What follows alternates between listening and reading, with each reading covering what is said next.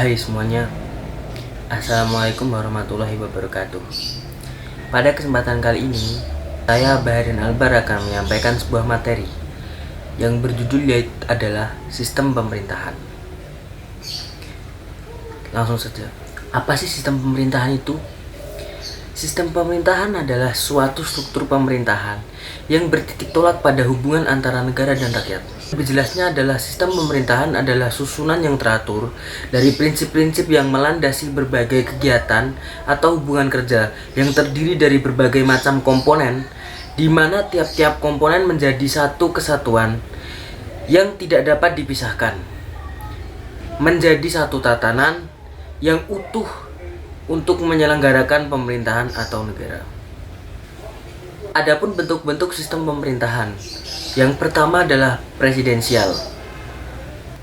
Pengertian sistem pemerintahan presidensial adalah di mana rakyat itu memilih presidennya sendiri.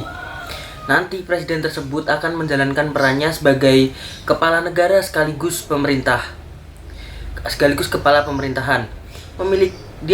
Presiden memiliki kewenangan untuk memilih dan mengangkat pejabat-pejabat pemerintahan, dan presiden juga mendapatkan jaminan konstitusi sehubungan kewenangannya dalam bidang legislatif.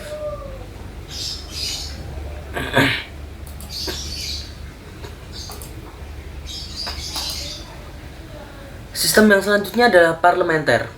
Di sistem ini, pemegang peran yang paling penting adalah pada parlemennya sendiri. Perdana Menteri dipilih dan diangkat oleh parlementer. Di dalam sistem parlemen dimungkinkan ada Perdana Menteri dan Presiden, namun di sini presidennya hanya bertindak selaku kepala negara. Sistem yang ketiga adalah semi presidensial, di mana merupakan gabungan dari sistem presidensial dan parlementer. Karena presiden dipilih oleh rakyat, maka presiden tersebut memiliki kekuasaan yang luas dan kuat. Maka dari itu presiden bersama dengan Perdana Menteri dan staf-staf di bawahnya itu menjalankan kekuasaannya bersama-sama.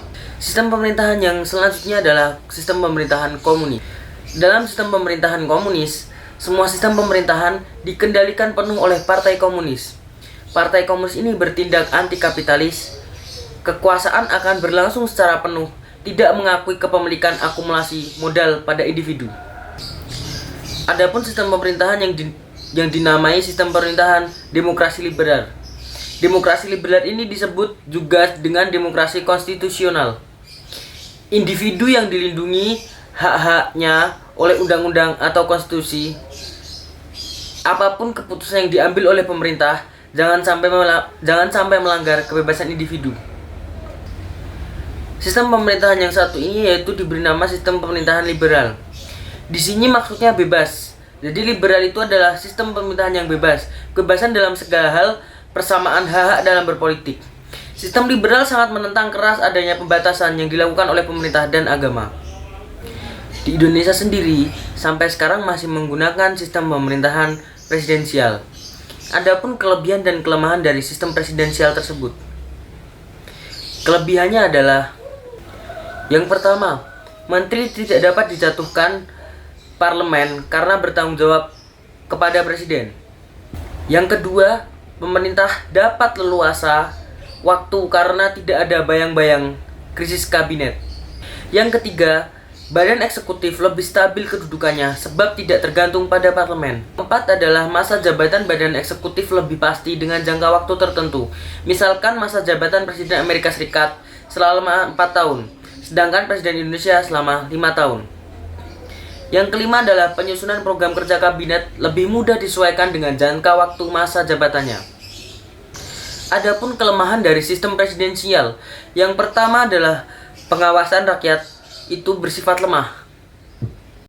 Dan kelemahan yang kedua adalah pengaruh rakyat dalam kebijakan politik negara itu masih kurang mendapatkan perhatian. Yang ketiga adalah kekuasaan eksekutif di luar pengawasan langsung dan badan legislatif, sehingga dapat menimbulkan kekuasaan mutlak. Yang keempat, sistem pertanggungjawaban kurang begitu jelas.